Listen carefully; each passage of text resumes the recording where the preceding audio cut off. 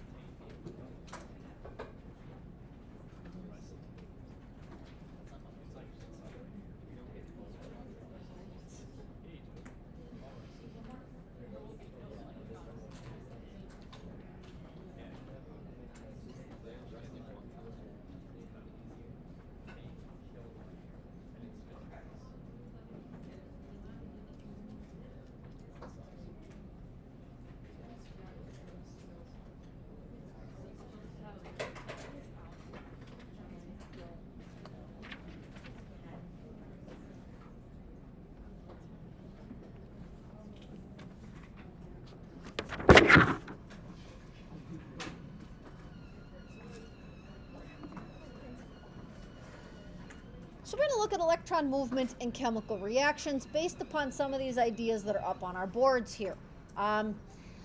These are some pictures that we have already drawn once before. Just kind of put on a piece of paper for you so that you have them to work with. These are all bottom flap pictures because, as we said earlier today, one of the things bottom flaps are useful for is for explaining the movement of electrons. Now, if you have some colors, I think there are some advantages here to making some of these circles have some color. And we're just going to draw around the outside of them with different colors. You don't have to color them in completely.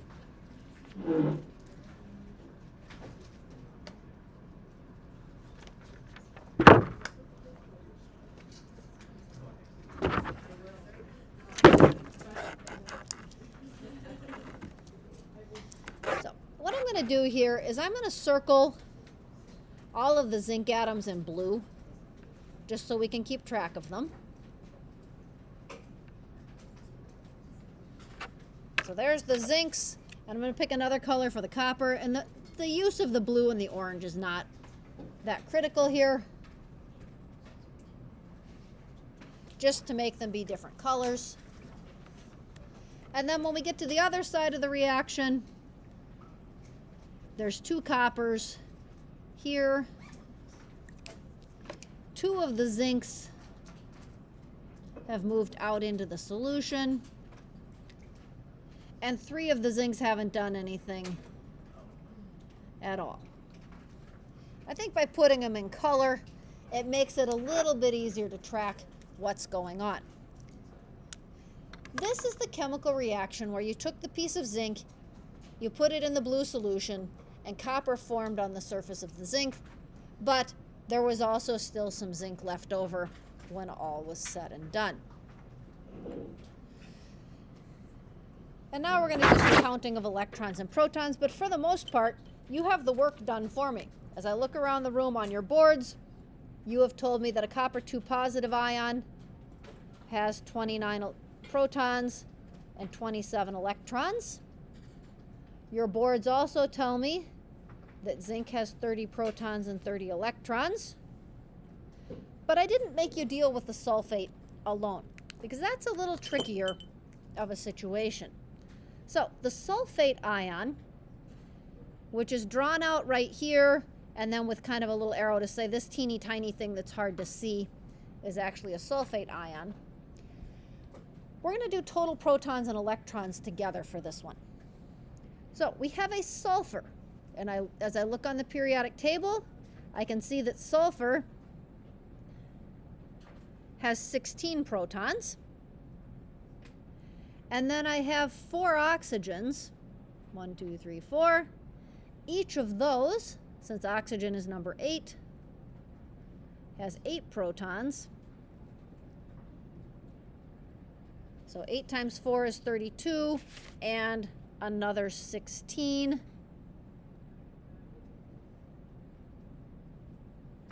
That's going to be 48 protons in our sulfate ion. And our sulfate ion has a -2 charge right here. So figure out some way with your hands to show me how many electrons you think the sulfate ion is going to have. How many electrons? All right, people are giving me a variety of different signals, trying to get me to understand that you think the answer is 50. Because we have to have 2 more electrons than what we have protons in order for this whole mess to have a -2 charge.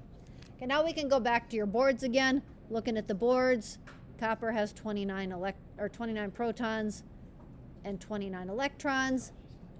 Your boards tell me that zinc ions have 30 protons and 28 electrons. And sulfate is still just sulfate. Nothing's changed. 48 and 50. So far, we've just used what we know about protons and electrons to make some counts.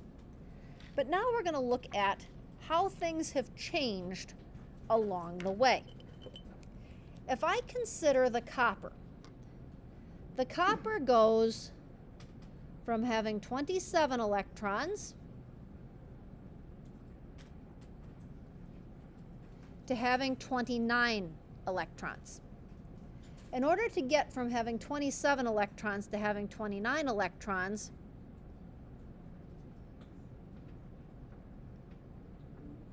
that copper's got to gain 2 electrons. And if I look at the zinc goes from having 30 electrons to having 28 electrons.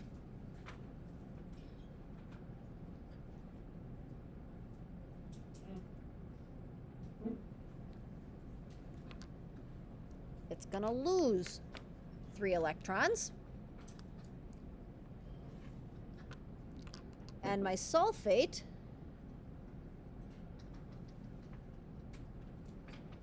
goes from having 50 electrons to still having 50 electrons. No gain, no loss.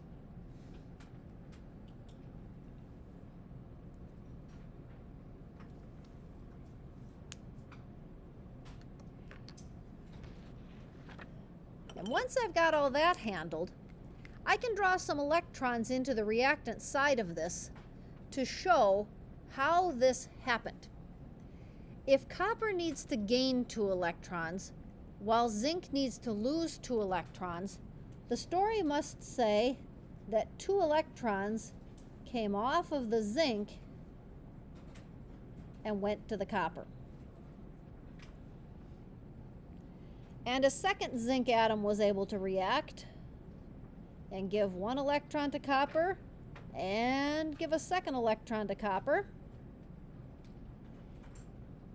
meeting the requirement that all the copper ions should gain 2 electrons and all the zinc atoms should lose 2 electrons. Now these 3 zinc atoms don't have anybody to give their electrons to. Since they don't have anybody to give the electrons to, they're stuck as just being zinc atoms and nothing can happen to them.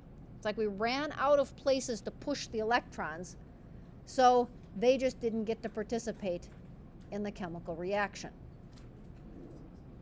So by counting electrons, we're able to tell what's going on internally to the chemical reaction.